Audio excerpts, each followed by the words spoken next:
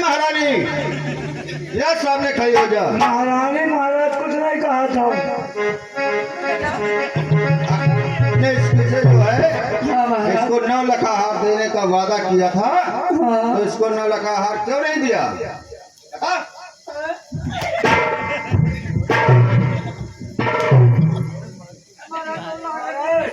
कि दूसरे के साथ मोहब्बत कर रहा है तुमका छोड़कर।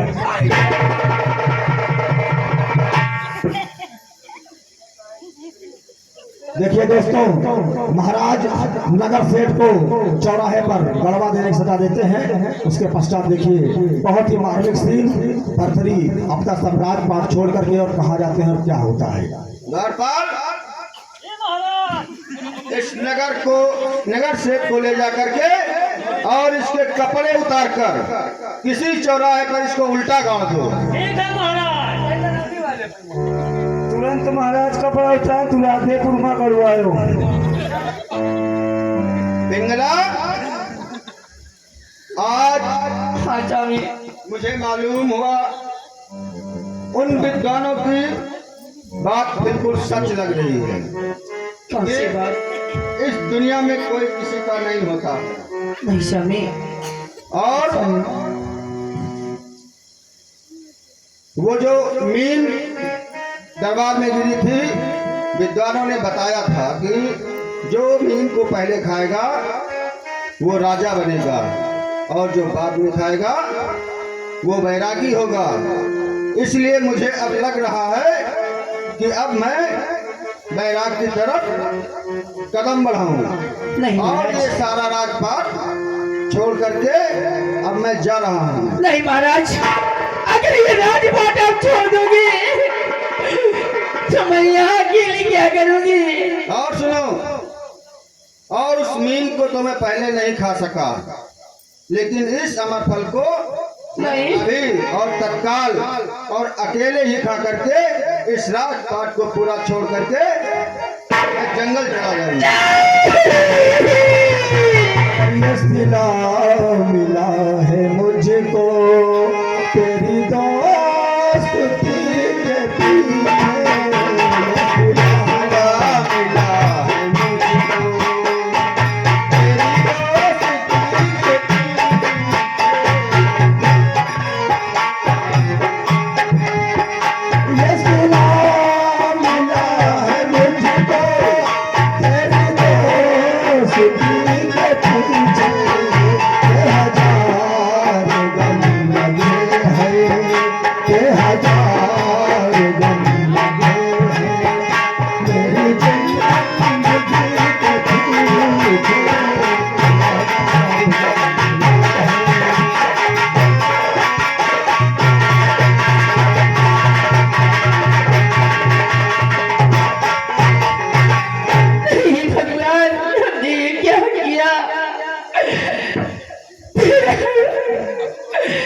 तूने कैसा चक्र रचाया जो मैं अपनी पति की हो सके ना अपने देवर की।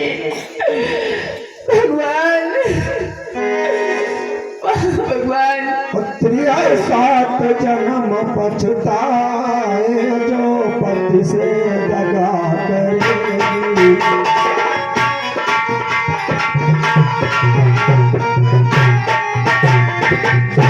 भगवान मैं तेरे जन्मों में आ रही हूँ, मुझे माफ करना भगवान, मुझे माफ करना। वाह रे वाह भगवान,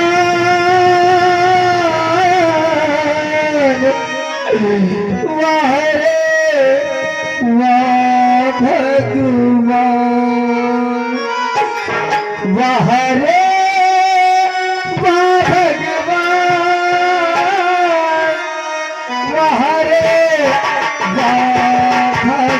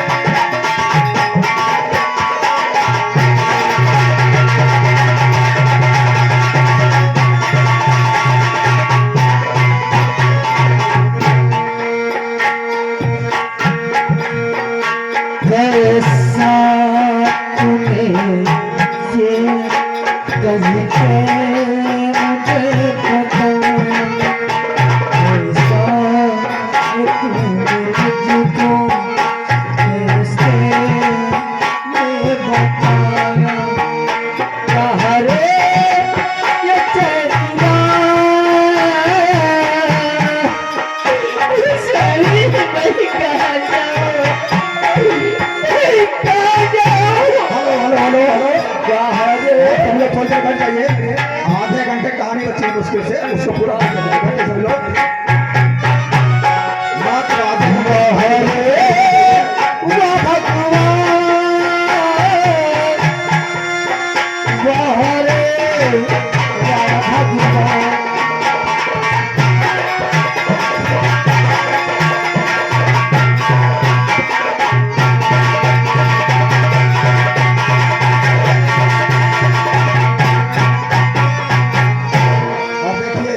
यहाँ गोरखनाथ अपने असली वेश में आ जाते हैं और आते हैं अपने आश्रम के निकट।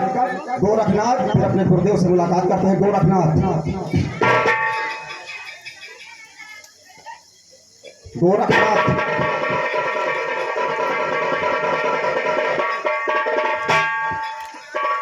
मैं 12 वर्षों के बाद आया हूँ। चल करके अपने गुरुदेव से थोड़ी बातचीत करता हूँ और उनका कुशल क्षेम पूछता हूँ।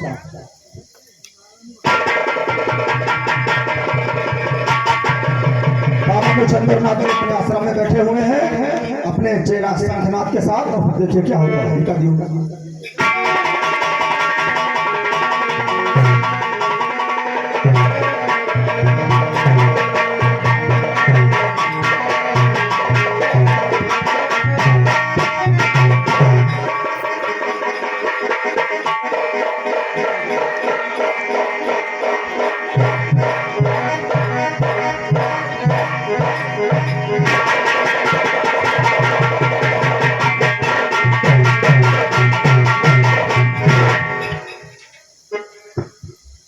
प्रणाम गुरुदेव।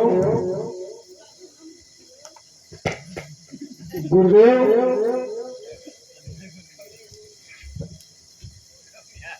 हाँ गोरखनाथ आ गए वापिस। हाँ गुरुदेव मैं आ गया वापिस। और मैं तो वापस आ ही गया हूँ गुरुदेव। भरथरी भी मेरे पीछे आता ही होगा गुरुदेव। तो तुमने तो बहुत अच्छा काम किया गोरखनाथ। हाँ गुरुदेव। भरथरी आता है।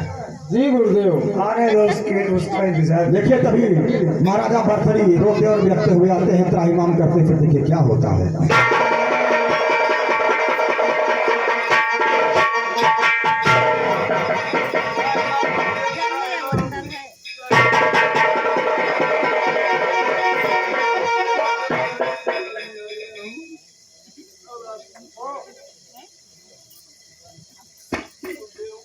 कौन हो तुम और यहाँ किस लिए आए? मैं भरथरी हूँ महाराज, उज्जैन नगर का राजा। क्या तुम भरथरी हो? नहीं, मुझे विश्वास नहीं हो रहा है कि तुम भरथरी हो।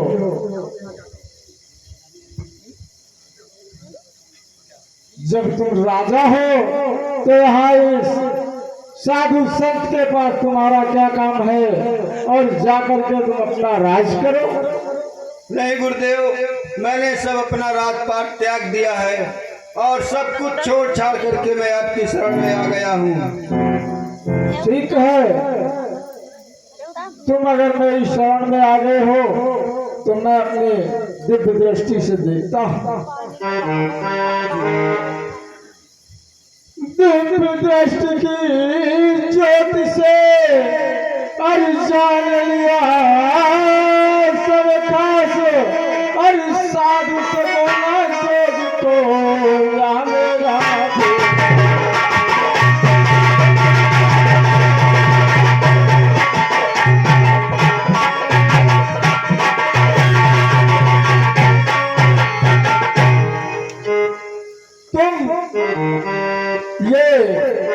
साधु का वेश और इस जोग को तुम नहीं साध सकते हो भरथरी। और जाओ तुम अपना राज करो। गुरुदेव, राज को समझ झूठ पाखंड,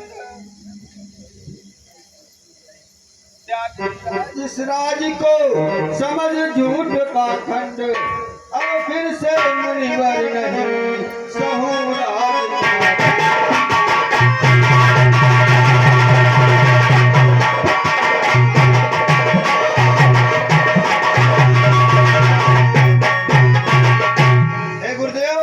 जिस जिस राजपाट को मैंने त्याग दिया है अब मैं उसको दोबारा भोग नहीं करूंगा।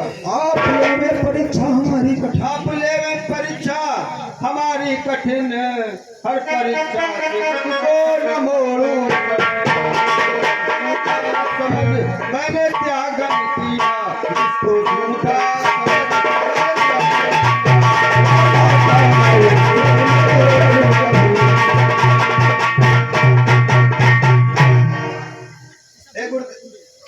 हे गुरुदेव, मैंने जिस राजपाट को त्याग कर दिया है अब मैं उसको दोबारा नहीं लूंगा और आप हमारी कठिन से कठिन परीक्षा ले लीजिए और उस परीक्षा को मैं पास करके दिखाऊंगा। ठीक है भरतरी, तो मेरी बात सुनो। अरे प्रथम परीक्षा है मेरी, अरे रानी के ढिग जाए, अरे माता कह कर के उसे भिक्षा ले आए।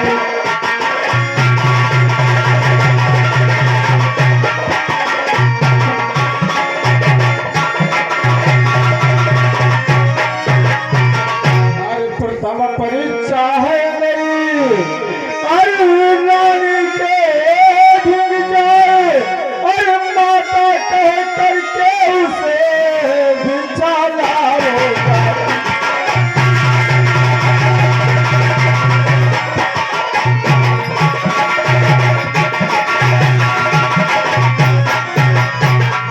सुनो भरतरी जी गुरुदेव, मेरी प्रथम परीक्षा यही है कि तुम अपनी पत्नी के पास जाओ और उसे माता कह करके भिक्षा लेकर आओ। ठीक है गुरुदेव, मैं आपके कथनानुसार यही करूंगा।